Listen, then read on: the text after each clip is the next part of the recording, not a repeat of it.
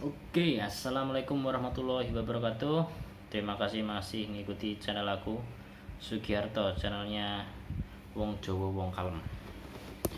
Oke, kali ini aku mau membahas tentang Law of Attraction, LOA, hukum tarik menarik.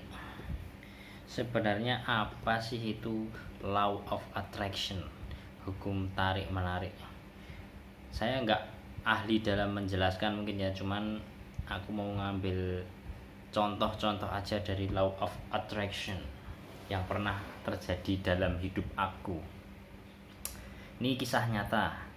Jadi gini, pernah gak sih kalian berpikiran takut akan sesuatu, ternyata yang kamu pikirkan takut itu malah terjadi. Terus kamu pernah gak sih berpikir gak mau mendapatkan itu, ternyata malah kamu yang mendapatkan itu. Terus lagi kamu berpikir kamu gak pengen punya pribadi yang seperti orang itu, ternyata sadar gak sadar kamu malah yang memiliki atau punya pasangan yang mempunyai sifat kayak gitu.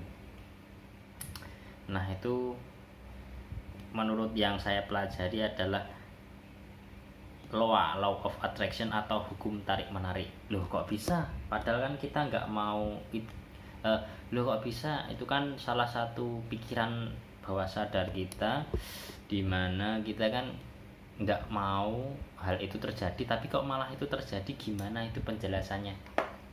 Nah, kalau menurut channelnya Kapurwakan, channel sebelah nggak tahu, cuman saya pernah dengerin. Nah, jadi yang bekerja di dalam alam bawah sadar kita ini lebih kuat daripada yang terjadi di alam sadar kita. Jadi yang alam bawah sadar itu lebih kuat daripada yang kita sadar, daripada sadar kita ini lebih kuat, intinya gitu. Loh kok bisa gitu ya? Ya saya nggak tahu.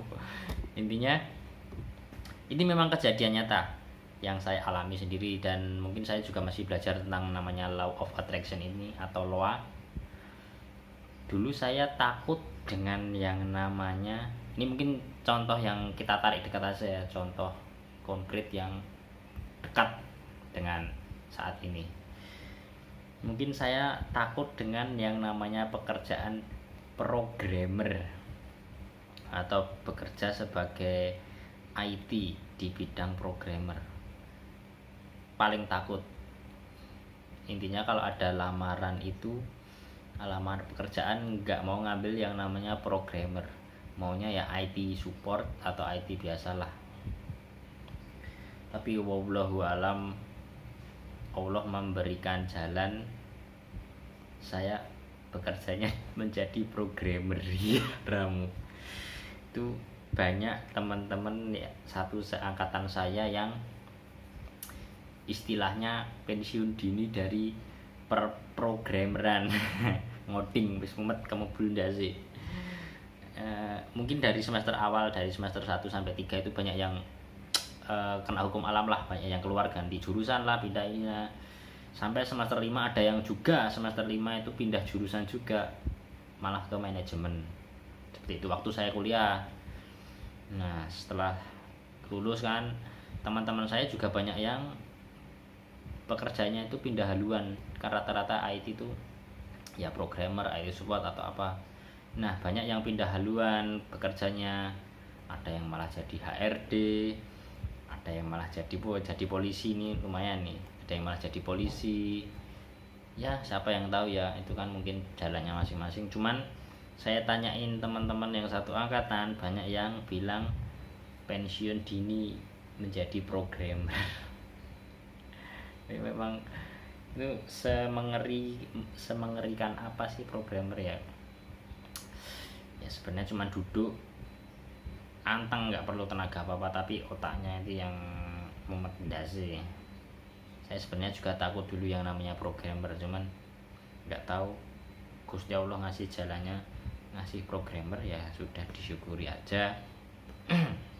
Mungkin salah satu doa saya juga dari sholat duha yang pernah saya lakukan, berikanlah pekerjaan yang terbaik buat saya. Nah, saya berpikir programmer itu hal yang menakutkan, tapi kembali lagi yang saya takutkan itu malah menjadi pekerjaan saya sekarang, jadi seorang programmer. Aduh, tapi alhamdulillah saya bersyukur saya bekerja di perusahaan yang alhamdulillah menurut saya jos lah, dari segi teman, dari segi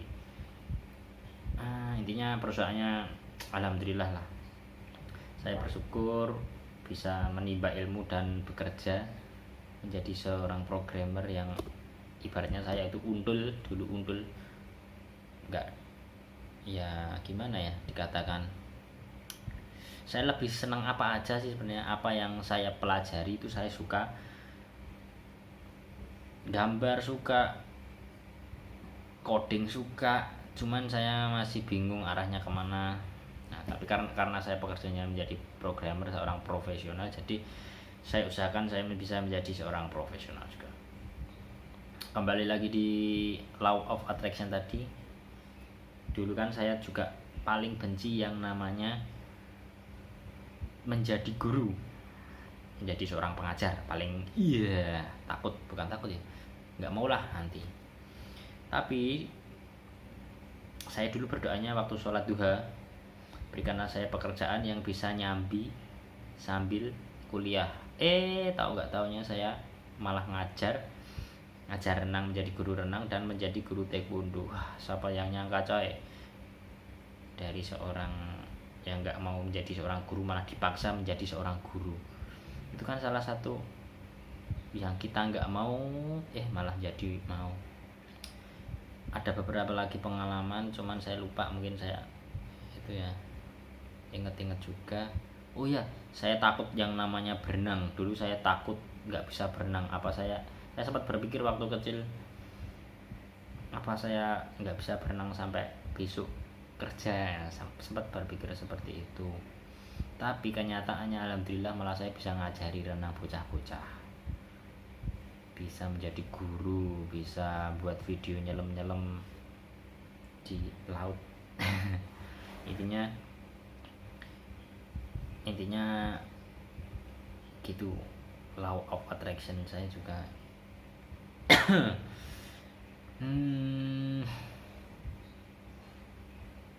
Intinya begitu.